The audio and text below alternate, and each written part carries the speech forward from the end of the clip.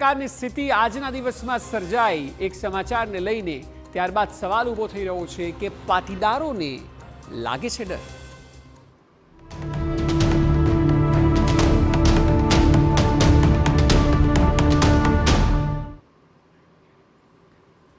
મોરબીમાં 200થી વધુ પાટીદારો હથિયારોના લાયસન્સ માટે અરજી કરેલ છે। સવાલ એ છે કે આખરે કેમ પાટીદારોને લાગે છે મોરબીમાં ડર? મોરબીમાં કાયદો વ્યવસ્થાની સ્થિતિ કથળી છે। દાવો છે કે વ્યાજખોરો, લુખ્ખા તત્વો, ભૂમાફિયાઓ આમનો ત્રાસ દિવસે ને દિવસે વધી રહ્યો છે। નાગરિકોની સુરક્ષા કરવામાં પોલીસ તંત્ર સંપૂર્ણ નિષ્ફળ છે તેવો આરોપ થઈ રહ્યો છે, જેથી હવે હથિયારો માટે અરજી કરવામાં આવી છે।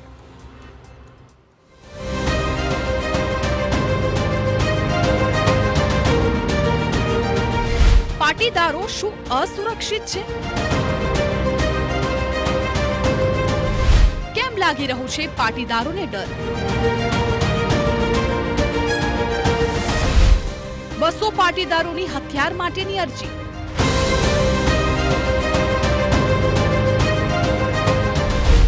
શું મોરબીમાં ગુનાખોરી વધી છે? શું મોરબીનો પાટીદાર અસુરક્ષિત છે? આ સવાલ સર્જાવા પાછળનું કારણ છે 200 પાટીદારોની હથિયાર માટેની અરજી। પાટીદાર અગ્રણી મનોજ પનારા સહિત 200 પાટીદારોએ મોરબી કલેક્ટર સમક્ષ પરવાનાવાળા હથિયાર માટેની અરજી કરી।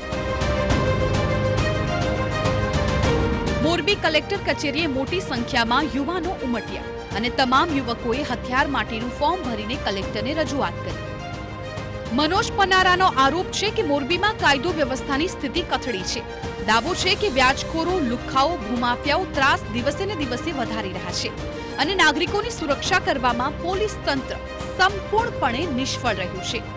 મનોજ પનારાનું માનવું છે કે પાટીદારોએ સમાજ અને જાનમાલના રક્ષણ માટે હથિયાર માંગ્યું છે।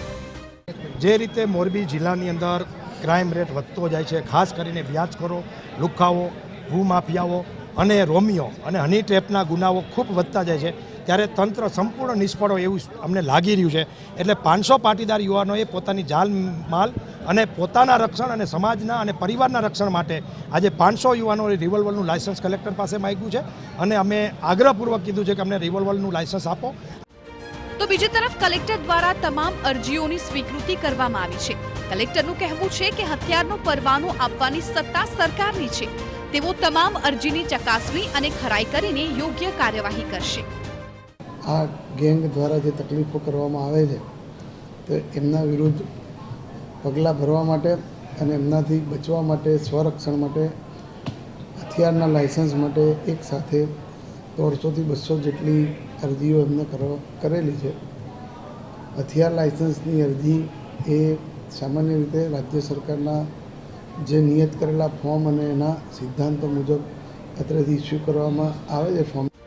જો કે અહીં સવાલ એ સર્જાય કે મોરબીના પાટીદારની હથિયારની જરૂર કેમ છે? શું મોરબીમાં કાયદો વ્યવસ્થાની સ્થિતિ કથળી છે? શું યુવકો પાસે હથિયાર હશે તો જ સ્વરક્ષા કરી શકશે?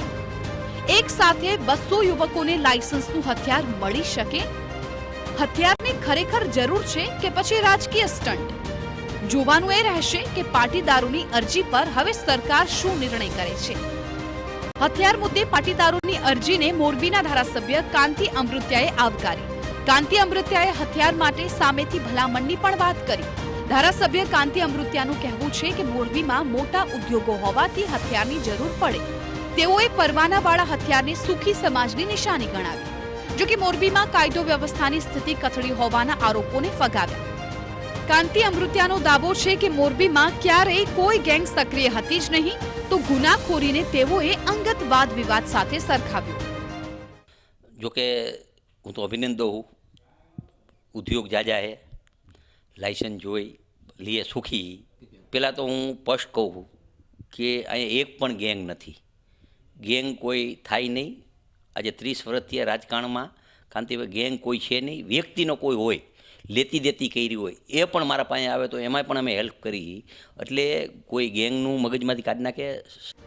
લાલજી પટેલે મોરબીના પાટીદારોની માંગને વ્યાજબી ગણાવીને કાયદો વ્યવસ્થાની સ્થિતિ પર સવાલ ઉઠાવ્યા। લાલજી પટેલનો આરોપ છે કે ગુજરાતમાં કાયદો વ્યવસ્થાની સ્થિતિ કથળી છે। દાવો છે કે મોરબીમાં લૂંટ, રેપ, હત્યાની ઘટનાઓ વધી રહી છે અને આવા સંજોગોમાં જો યુવકો પાસે હથિયાર હોય તો પોતાની સુરક્ષા કરી શકે। ગુજરાતની અંદર કાયદોની વ્યવસ્થાની સ્થિતિ કથળી એવું લાગી રહ્યું છે અને એ તમામ મોરબીના યુવાનોને લાગ્યું હશે એવું કે ખરેખર તમે જુઓ તો રેપ, મર્ડર, લૂંટ આ બધી ઘટનાઓ ધીરે ધીરે વધી રહી છે. તો ચોક્કસ મોરબીના યુવાનોને, પાટીદાર યુવાનોને એવું લાગ્યું છે કે ભાઈ જો આપણા ભાઈ હથિયાર હોય તો આપણે સુરક્ષિત છીએ. તો જ્યારે કાયદેસર એમને હથિયાર માગ્યું છે તો કલેક્ટરશ્રીએ આપવું જોઈએ, કારણ કે પોતાની સુરક્ષાનો આ સવાલ છે. રિવોલ્વરના લાયસન્સની માંગને મળ્યું છે ભાજપના નેતા અલ્પેશ કથિરિયાનું પણ સમર્થન. પાટીદાર અને ભાજપ નેતા અલ્પેશ કથિરિયાએ મોરબીના યુવકોની માંગ સાથે સહમત છે. અલ્પેશ કથિરિયાએ પણ મોરબીમાં કથળેલી કાયદો વ્યવસ્થાની સ્થિતિ સામે સવાલ ઉઠાવ્યા. અલ્પેશનો દાવો છે કે મોરબીમાં પાછલા વર્ષોથી ગુનાખોરીનો ગ્રાફ વધ્યો છે. આરોપ એ પણ છે કે મોરબીની દીકરીઓને ભોળવીને લઈ જવામાં આવે છે. અનેક પરિવારોની મિલકત પચાવી પાડવામાં આવી છે. દાદાગીરી કરી ગરીબ ખેડૂતોના ઊભા પાક ખેડી નખાય છે. અલ્પેશે પણ અરજી કરનારાઓને હથિયાર આપવાની અપીલ કરી. મોરબીની અંદર મનોજભાઈ પનારા અને એમની ટીમ ત્યાંના પાટીદાર સમાજે જે માંગણી કરી છે એની સાથે હું સહમત છું. હું સહમત એટલા માટે છું કે ત્યાં જે બનાવો બની રહ્યા છે છેલ્લા 5-10 વર્ષના જે ગઈએ કે જેમાં દીકરીઓ ઉપર ઘરેથી લઈ જવામાં આવે છે, એમને ભોળવીને, મિલકતોનું રક્ષણ નથી થતું, ખેડૂતોના પાકને ખેડી નાખવામાં આવે છે અસામાજિક તત્વો દ્વારા. રાજ્યમાં ભાજપની સરકાર છે અને ભાજપના નેતાઓ જ મોરબીમાં કાયદો વ્યવસ્થા સામે સવાલો ઉભા કરી રહ્યા છે. ત્યારે સવાલ એ છે કે શું કરી રહી છે મોરબી પોલીસ? શું ખરેખર મોરબીમાં ગુનેગારોએ આતંક મચાવ્યો છે? આ સૌથી મહત્વનો સવાલ છે. ત્યારે હવે આગામી દિવસોમાં આ મામલે શું થાય છે તેના પર સૌની નજર મંડાય છે. Bureau report, TV9.